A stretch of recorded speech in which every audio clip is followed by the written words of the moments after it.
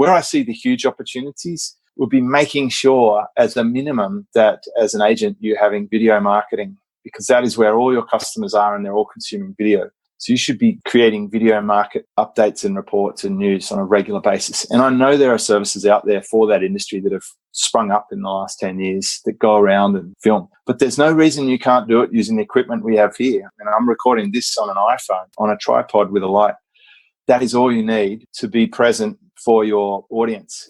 You are listening to Elevate, the official podcast of Elite Agent for real estate industry sales professionals, property managers, and leaders. Each episode, we bring you the best minds in business and real estate to help you list more, sell more, and elevate your results. To connect with all things Elite Agent, including the latest news, coaching, and features, subscribe at our website, eliteagent.com. Welcome to another episode of the Elevate podcast. I'm Mark Edwards from Elite Agent.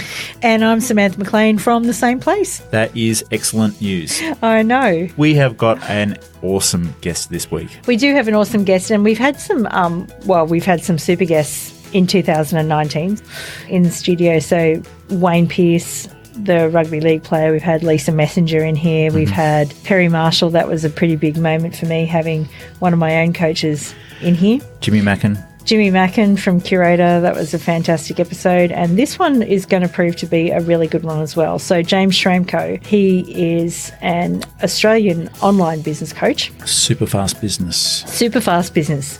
He used to be a car salesman. And then you're going to hear in this podcast how he transitioned from being a car salesman into his online coaching communities, which he's like more than 3,000 students of his have created 6-figure, 7-figure, 8-figure incomes. Yeah, it's absolutely amazing, isn't it? From online businesses. Yep. And everyone looks at real estate as a traditional bricks and mortar type business. But I have a theory for you, Mark. What's that? I think real estate agents will be earning a lot more money online in the future through creating different joint venture deals with suppliers and different tribes within the community and things like that. And we talked about this 5 years ago in that little report called Get Ready for 2020. How crazy is that? At the time we were thinking flying cars, teleporters. Yeah, no, we weren't thinking that. No, I was. That was Back to the Future. That was a movie you watched. I do remember us talking about a different type of commission model, though, where you might not necessarily be charging for the sale of a property, purveyor of services, but you may be charging about being a purveyor of services, which is really interesting, actually. So I thought we'd get James onto this podcast because I wanted to ask one of the best online business coaches in the world, because he is, I would say, I would put him at that level.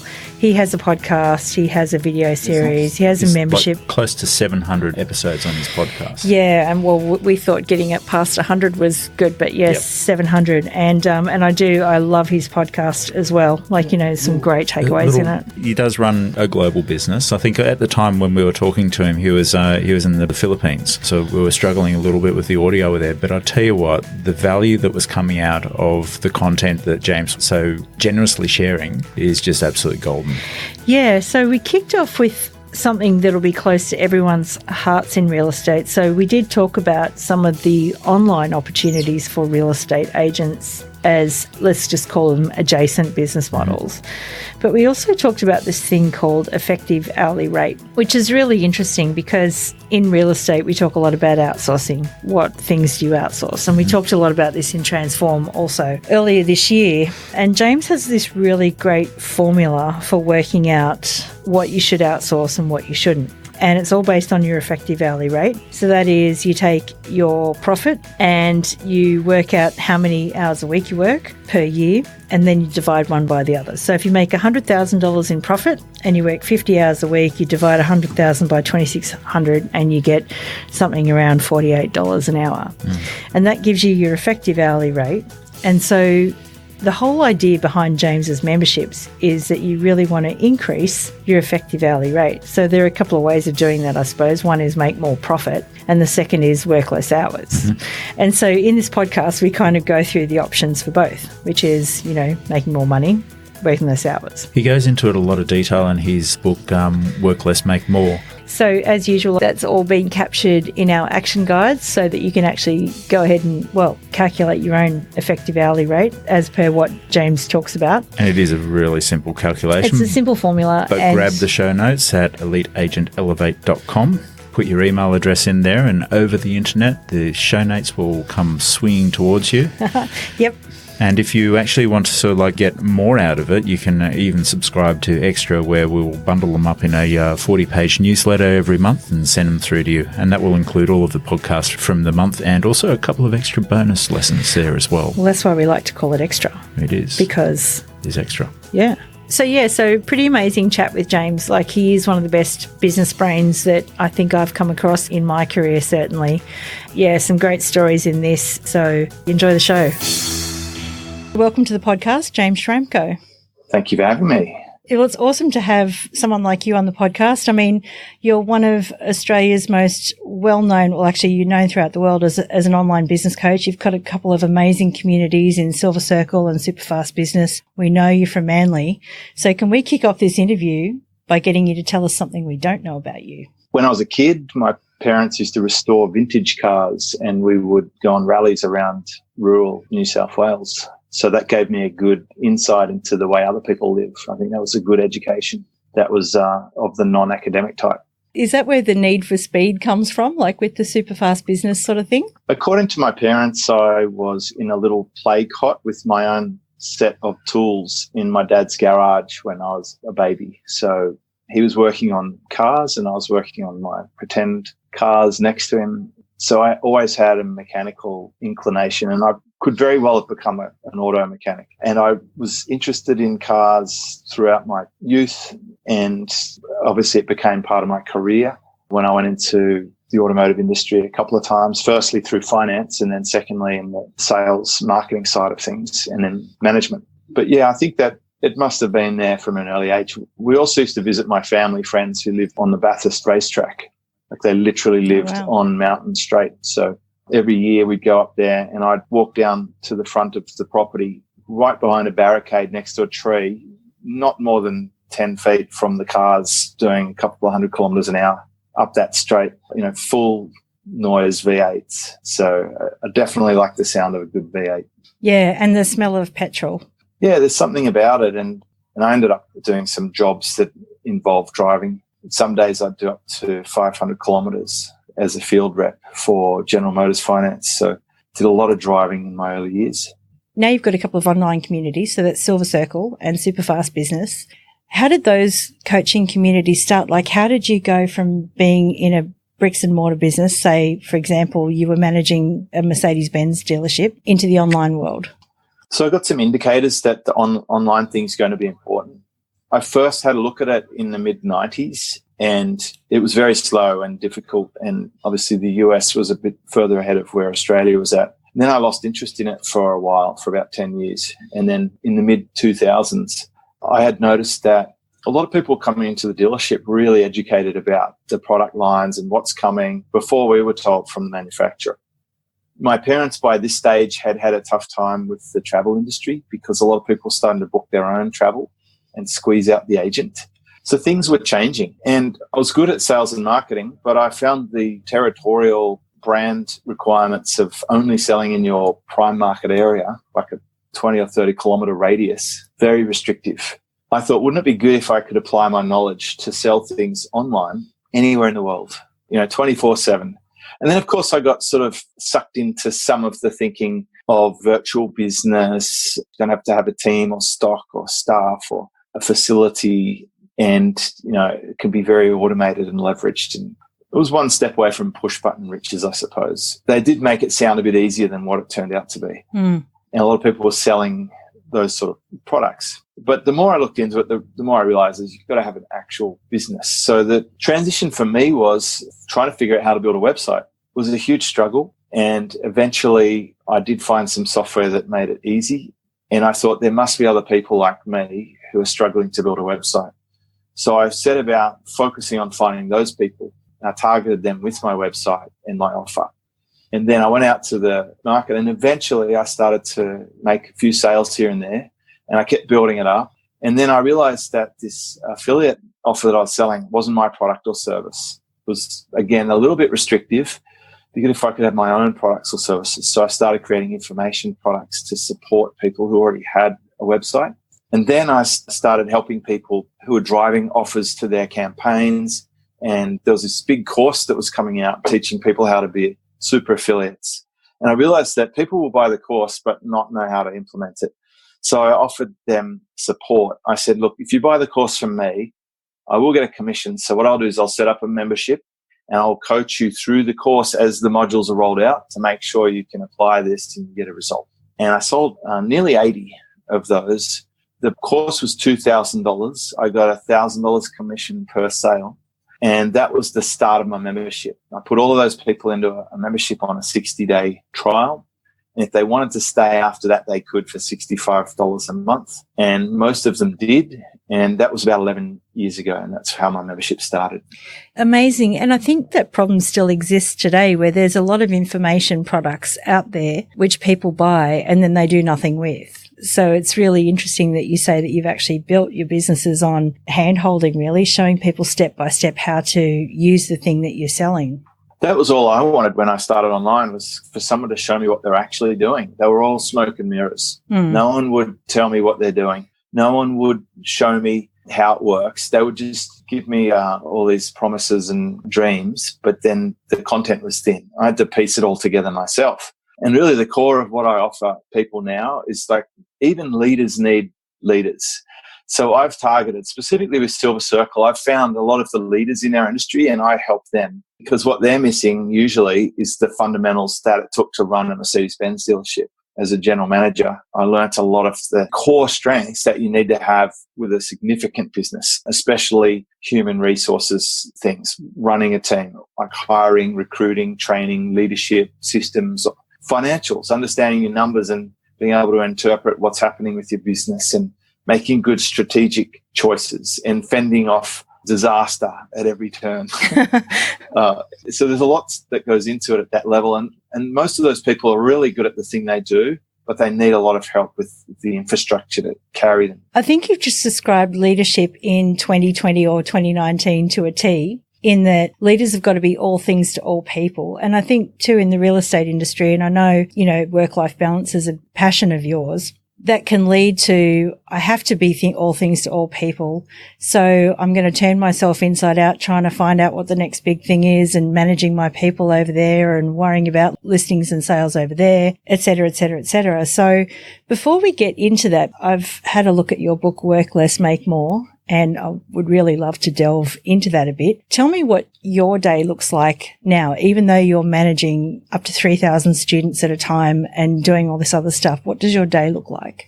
Today, for example, is a work day for me. It's a Tuesday. So on Tuesday, Wednesday and Thursday, I block a morning segment and an afternoon segment to do external things. That could be attend a podcast, or it could be to speak to a high-level client of mine. And I do some group calls with my trainings as well. So that will always happen on Tuesday, Wednesday, or Thursday. On Friday, Saturday, Sunday, and Monday, there's no appointments booked, 0.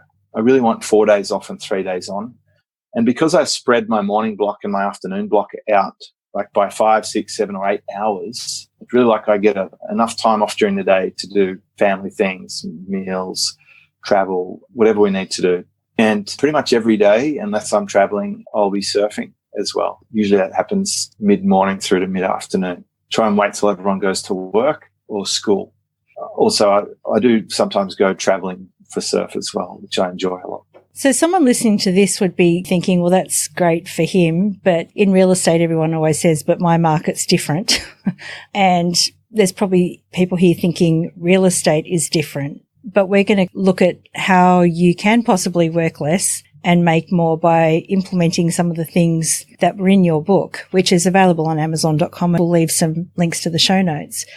There are many great concepts in the book. The one that was critical, I thought, was calculating your EHR. Look, most employees know their hourly wage.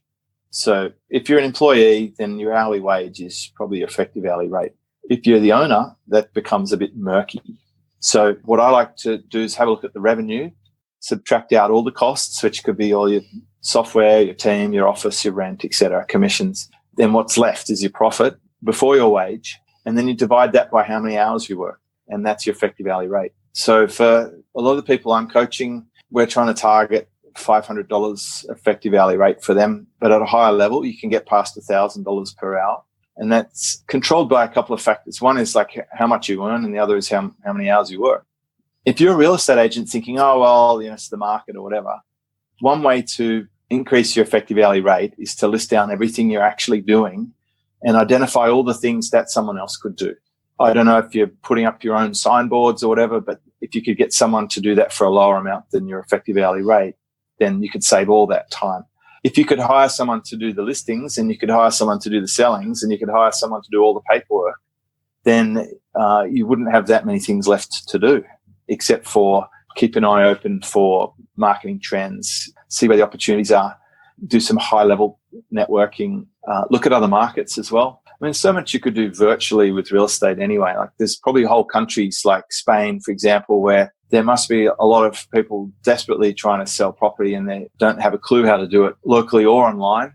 I know in Australia we get a lot of overseas people looking at properties in Australia, so you could develop one of those markets perhaps. You could establish relationships with developers or new buying groups. So you could definitely look outside your industry and see what other people are doing. That's one of my favorite techniques I learned from Jay Abraham, to cross-pollinate best practice from somewhere else. The problem with the real estate industry is the real estate industry. You should get outside that to get fresh ideas. When I was in the car industry, the problem with the car industry was the car industry. They just did everything the same. They was homogenized. And when I started bringing ideas from outside the industry, it was very fresh. We were able to transform things in the same market as all the other dealerships. We went from last to first with our customer satisfaction score with the manufacturer by bringing in outside ideas. Interesting. So I did some numbers actually in preparation for this podcast. Numbers being, I tried to listen to nearly all 700 episodes of your podcast, but didn't quite get there. But according to the Australian Census, 2016, the last Australian Census was, a higher end wage for an agent, the average higher end wage was $90,000 per annum. Most would work, according to the census again, 50 hours per week, which again we know is probably a bit on the low side. So I think the wage is a bit on the high side. The hours per week are a bit on the low side. And when you divide 96,000 by 2,600 hours per year, I get an effective hourly rate of $34 per hour. So basically what you're saying, from what I can gather in the book, is that number one, if you reduce your working hours, like reduce that hourly rate, then your effective hourly rate goes up. But also if you have a look at that number of $34 and think if you can get that job done for $34 or less, then it is worth outsourcing. Correct. And you'll start to increase your effective hourly rate. Yeah. So, are you stuffing envelopes? I don't know. It always interests me, but they have to drive around all Saturday and open houses and stuff. That's interesting. Well, could they shorten the time it takes to sell a property? I was just involved in a transaction. I was able to make happen much faster than the planned schedule. But that agent can get on to selling the next place now because that one's finished. It's closed. So there must be things you can do. Can you attract a better type of property that sells much faster? We used to look at those things in the car dealership. We had a stock matrix, and it was a guide whether we would keep or whether we would wholesale a trade-in. And if it was a car that we would keep, we could bid a little more on it, pay more for it because we knew it would sell quickly. The accountants went through all the things we'd ever sold and they said, oh, okay, well, if you get this type of car in this color, it will sell 10 times faster than this type of car in that color. And so getting some knowledge behind that is good. Obviously, you're in a key relationships game, but there's a lot you can do with leverage online to build your profile and relationships. If you can have a ready buyers list to quickly purchase properties to get listed, if you can have a list of properties you can go to list before they decide to go and speak to 5 other agents, then you're going to maximize your opportunities. In real estate, where you very much live or die by your commission check or your management fee if you happen to be in property management, there are a lot of agents that think that might be all there is. And you've just opened up my eyes to the possibility that there could be a whole bunch of other stuff available online, like, for example, using your digital marketing skills to help people in Spain or somewhere like that. Do you think in the future, with everyone saying the real estate industry is going to be disrupted, do we all need to become good digital marketers? We should be aware of it. When I sold a house about 10 years ago, I did a digital campaign that blew them away for my own house. I was able to get the most eyeballs. It was the most viewed property on the homepage of a significant franchise in Sydney, which at the time was McGrath's. And it also was coming up for every search. It was even outranking the domains and the real estate sites at the time, whatever they were, with the basics. So in the last 10 years, a lot of people have bridged the gap. Where I see the huge opportunities would be making sure as a minimum that as an agent you're having video marketing, because that is where all your customers are and they're all consuming video. So you should be creating video market updates and reports and news on a regular basis. And I know there are services out there for that industry that have sprung up in the last 10 years that go around and film. But there's no reason you can't do it using the equipment we have here. And I'm recording this on an iPhone, on a tripod with a light. That is all you need to be present for your audience. And if you analyze your database, you'll find the database is not equal. There'll be hyper customers. There would be hyper buyers who, if you just reach out to them with the right opportunity, would buy. And so it's a matter of staying really connected with them. So I would definitely pay attention to best practice for digital marketing, because that's where the new people are going to come in and just decimate the dinosaurs. I think too, there are lessons that can be learned from digital marketers and online businesses too, in that I think real estate agents fall victim to just sending emails of listing after listing after listing without actually building a relationship. So some of them might put a lead magnet or something like that online, but then that is to get an email address to get listings. What would be your tip to start building relationships with people online rather than just kind of sending them what you've got on the books? Look, having been through the process a few times, and I'll say when people come to the open, like the first thing that happens is you get slammed in the face with an iPad and they want your details. That's a cold, harsh process, right? It starts there. They really drop the ball right at that point. It becomes super transactional, and then you may or may not get a follow-up call on the Monday. It's just so typical, but definitely you'll get some kind of email if they're half professional, unless the market's hot, in which case they dump you like a hot potato. If the market's hot, you'll never hear from them. When the market goes cold, they start calling. I've had people call me a year and a half after I was looking at a property because the market cooled right off, and now they were looking for leads. I'm like, are you actually kidding? A year and a half, and now I'm worth a phone call. Yeah, I'm not precious, but I am aware of how shallow that is. So start off on the right foot, get the interaction being smooth. But I would most definitely, on your printout material, like those high quality printouts that are on the kitchen table of the property, and those things, you should definitely list your social media there. And you should be doing like every single day, uploading stories, walkthroughs, information about the area, things that would add a lot of value to someone who's in the market or interested, or who might be thinking it's a good time to list with you or to sell. You've got to start cutting through and caring. So actually caring, that would be huge. Yeah. So yes, email is fine. They do send SMSs, etc. If you can encourage people to get onto your channel, which hopefully sort of an Instagram channel might be useful for real estate agents, then they'll get those push notifications when you update, and it's not offensive. The other thing that I think is a huge opportunity would be Messenger. If you can get people into a Messenger interaction when they're in that buying phase. A lot of people are too scared to speak to a real estate agent because they find it scary. I think Messenger is a higher value than the email because it's more real time, but it's also less pushy than a phone call. Yeah, I think people are starting to get comfortable now with messaging businesses via Facebook more so than they ever have been. I know people message me through our Facebook profile all the time. Is ManyChat still the thing that gets used? I mean, we don't have a chatbot, but... It is, I think, the most popular platform for sure. Speaking of Facebook, there was a bit in your book that I read that, you kind of recommend limiting time on Facebook because Facebook can be such a time waster. We ran a bit of an experiment with a group of agents earlier this year. We got them all off Facebook for an hour a day for 30 days. They all came out of it feeling amazing. There were a bunch of agents that absolutely couldn't do it because they kind of said, well, we advertise our listings on Facebook and we've got to be on Facebook all day, every day. What would you say to that? I'd separate whether you're being a consumer or whether you're being a creator. So there's two separate modes. I use Facebook as a creator, but my team are uploading and managing my Superfast business page. I'm not involved with that. They're managing. They tell me if someone comments or I need to attend it. So have someone on your team monitor it and let you know if you need to get there. The danger is if you're going in there on consumption mode, you use the excuse, so I'm just going to log in and check my listings. Okay, you do that, or maybe you don't even get that far. The next thing you see, videos or content that switches you to consumer mode, and then you just waste an hour and a half. It's much more interesting to do that than to phone up the prospects who looked through your property on last Saturday, which I suspect is probably happening. It's got serious addictive qualities.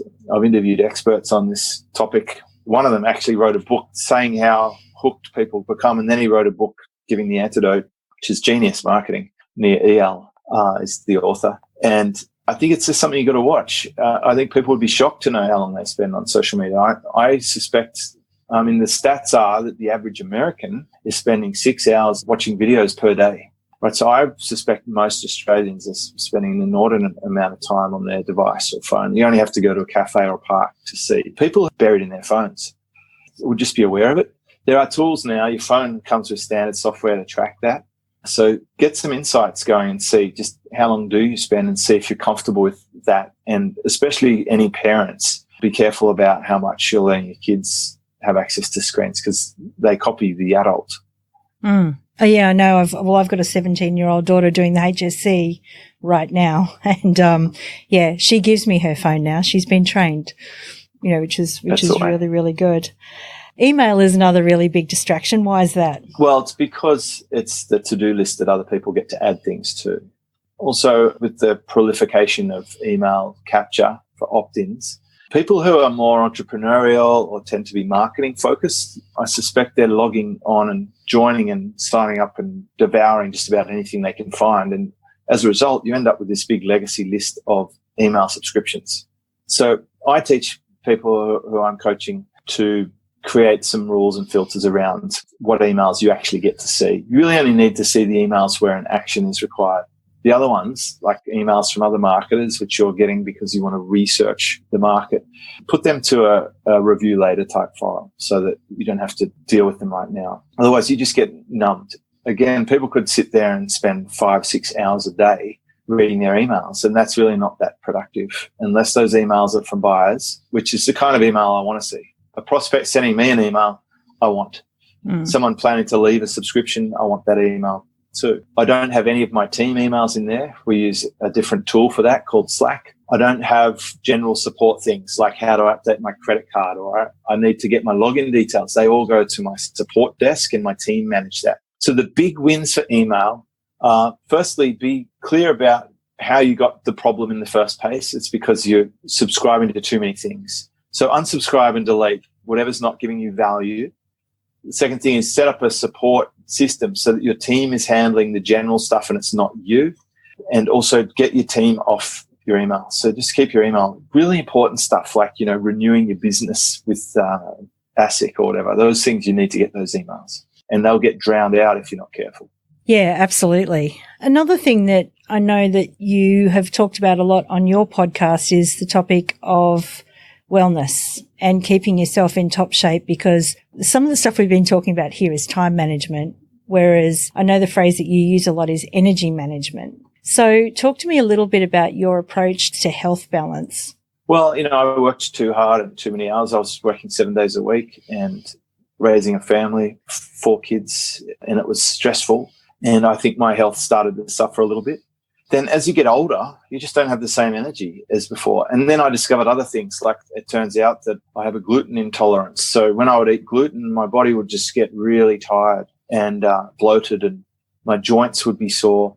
So I thought, what's wrong with me? Maybe I've got chronic fatigue or something. As soon as I started getting blood tests, DNA tests, getting some help from people around me, when I talk about it on my podcast, interestingly enough, they all come out of the woodwork.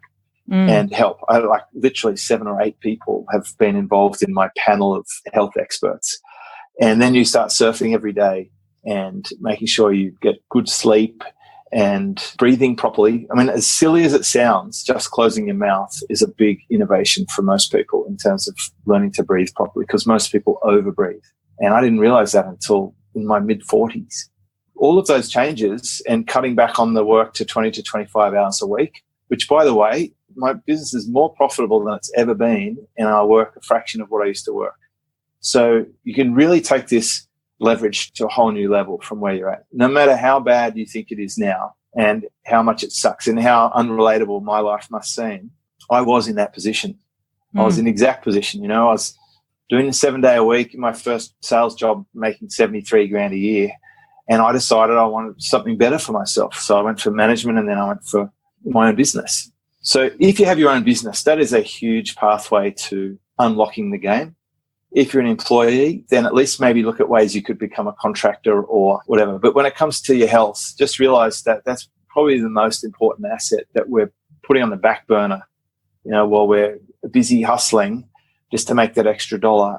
And it's really worth evaluating what's actually important to you. So, part of work less, make more, it really is about differentiating from, hey, yes, you can work more and make more.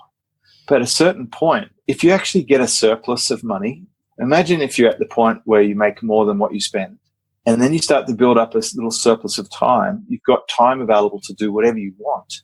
Then things like health and relationships really come into play. Like, okay, I'd like this body to last me a little longer than the way it was going to pan out before. If you go back 10 years ago, I wasn't feeling or looking that healthy compared to how I am right now. I can relate to that so much too, because a year ago, actually, I had a terrible flu and I was laid off the podcast for 2 or 3 weeks and an important award ceremony because I couldn't talk. So it's a sign. Your body's saying you're pushing me too much and you need to pull back a bit. My husband was probably relieved that I couldn't talk for a while, but he would have been the only one. Stop it. So someone might be listening to this at the moment. I mean, and I've just sort of glossed over my problems from last year, but, I found myself that I was feeling tired, run down, working 14-hour days, 7 days a week, until a guy by the name of Perry Marshall said, no, you can take 1 day off at least. And you would know all about Perry and his teachings and stuff like that. But what would you say to someone who is doing the same thing right now, working 7 days a week, long hours, feeling lousy? What step would you make them take? Just one step to getting on a better path? Well, I think the first thing is just accepting that there could be a different way. If they're just really stoic and they love working like that, and maybe they're proud of it or something, they love it and they don't want to change, then there's nothing I could say to that person. I'd say good luck. If you enjoy it, great. If you're not happy about it, or at some point, basically dissatisfaction is what's going to build up to the point where you want to do something about it and you have to change, or your body blows up and forces you to change. That tends to happen. You hear of people in their 30s or 40s dropping dead of a heart attack or whatever. They just didn't take the signs. So I'd say just write down everything you're doing and then score. How important is that really? A good chunk of the things you're doing are completely a waste of time. See, Perry Marshall is a big fan of Richard Koch. Richard Koch is the 80-20 guy. So we come from a similar sort of thinking source there regarding leverage, but not all tasks are equal. So only a few of the things you're doing that 14 hours are actually effective. And if any of that time you're also tooling around Facebook or watching Netflix or being less than focused, it's just a waste. You might as well just sleep. You literally get a better result if you sleep. And there's research on that. People who slept the night before a big exam instead of trying to cram get better scores. So I would say take some time out, at least block off an entire day where you do nothing to recover. But ideally, you put in hours each day for yourself, even during the middle of the day, 2 or 3 hours. It's really hard to do this when you're ingrained with some work ethic, and it probably comes from programming you had from your parents or your industry peers. There's no glory in being the first in and last out. It's glorified for some reason, but it just means that person doesn't have a handle on being effective. It should be shameful to be coming in first and leaving last. It should be a clear display that you just haven't got a clue about productivity. So accept that you need to change. Document everything you're doing on a big piece of paper or a whiteboard or Post-it notes, and then separate them out. The absolutely critical things that must be done, the stuff that someone else could do, and the stuff that shouldn't be done at all that we just should be in and stop doing. And I've actually just stopped doing lots of things that I used to do, and it made no difference whatsoever. I don't do a to-do list. I've stopped that about 3 years ago. The most important things will get done. If you want something to be done, put it in your calendar. That's how this call happened. It got put in a calendar and then it happens. If it's not in the calendar, I'm not going to predict that it'll happen. I'm super grateful that this call did happen because it's lovely to talk to you and meet you finally. Just as a parting thing, are there any, we're going to leave some links to your books and your stuff in the show notes and your podcast because I think it's fantastic. Do you have any other books or recommended reading that you would recommend to our audience? In the type of topics we're talking about, 80-20 is good from Richard Koch, but there are lots of other good books. There's books on how to take better notes that help me a lot to systemize things. There's probably easy ones for a real estate agent to get their hands on in Australia would be some of the instant books by Brad Sugars. They're quite helpful. They've got frameworks and checklists in them, like anything from Jay Abraham or Dan Kennedy. He has a no BS time management for entrepreneurs, which is quite good. There's also the Ultimate Sales Machine by Chet Holm for getting some of those disciplines in place, like being able to close your door for a while where you can actually get work done. Probably, I think that's the book where I first heard about that. Now, you've got a live event coming up soon called Superfast Business Live. Do you think that would be something that would be of interest to real estate agents around Australia? I do think it would be, if you're interested in some of the things we've talked about. The topic that I think is really interesting for real estate agents would be the licensing discussion. I've got Bob Serling talking about licensing. That has been the big business win for me. Like, considering I have a similar background coming from a sales and a performance-based life, what I do now is I go out in business, I find businesses I can help, and I take a percentage of revenue as a fee to help them grow. That means I can work with any business anywhere in the world who I deem to be the type of business that I can help improve. So if you took your real estate agent skills outside the industry and applied them to that business model, I think you could be making millions of dollars a year without having to do your old job if you didn't want to. That would be something I would go to listen to or learn about. I watched this guy present 10 years ago in San Diego, and that's when I first got an idea about how you could start using a little more arbitrage. And geo arbitrage is a real thing. A lot of Australian businesses are using overseas teams in the back end of their business. If I was a real estate agent, I would absolutely have a whole back end team in the Philippines, and that will save you a fortune on administration costs. Then I would also focus on hiring people who are not salespeople and systemizing the way that I teach them. So inside my own membership, I've given people the exact system I use to build the top selling Mercedes-Benz sales team of people who'd never sold before. And the whole system from hiring to training. And that's something that I'll do too. I would stop hiring real estate salespeople to sell real estate. And I would get people who come from hotels or who are airline pilots who can follow systems, who are personable and actually care about people and can follow the system. They will dominate. It's a really interesting point that you're making there too, because I think if you want to learn to do something differently and go to something outside the industry where you're learning a heap of stuff about digital marketing and networking with some really interesting people, you never know what you might come up with.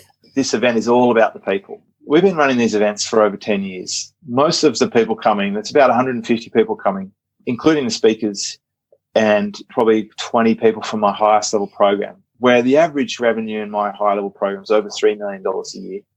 These people are really nice, switched-on people, and they exchange information, and they're very open to new people coming in and learning about it, because like what we do is pretty much alien to the rest of the world.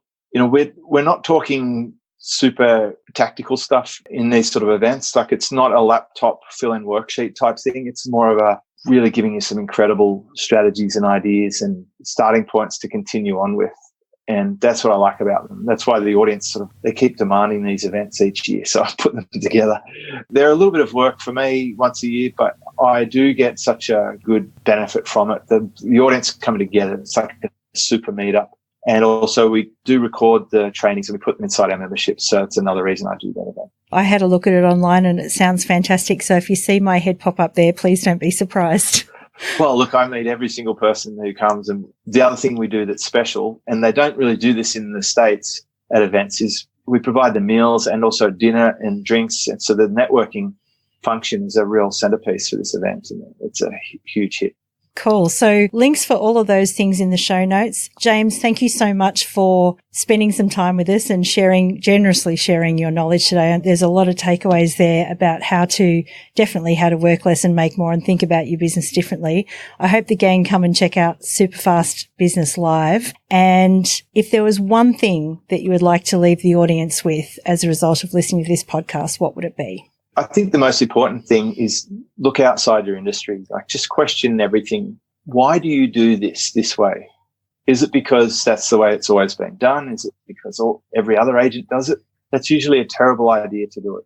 I know that some of the things that I've said in this podcast won't make me popular with real estate agents, but I'm saying this with the disclaimer that I came from a dinosaur industry of the car industry where they always did things the same way.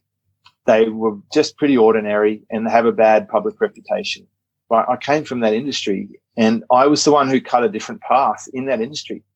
Even if there was 8 salespeople, I would always sell far more than the others. I brought stuff from outside. So go and get stuff from outside the industry, whether it's from my industry or any other industry, it doesn't matter. There's probably every part of your process could be done in a better way. I notice how many things are done differently than the way we used to and how many things could be improved, stratospherically if they just became aware of a better way, which is out there. Absolutely, it is. I 100% agree with you. James Schramko, thank you so much. My pleasure.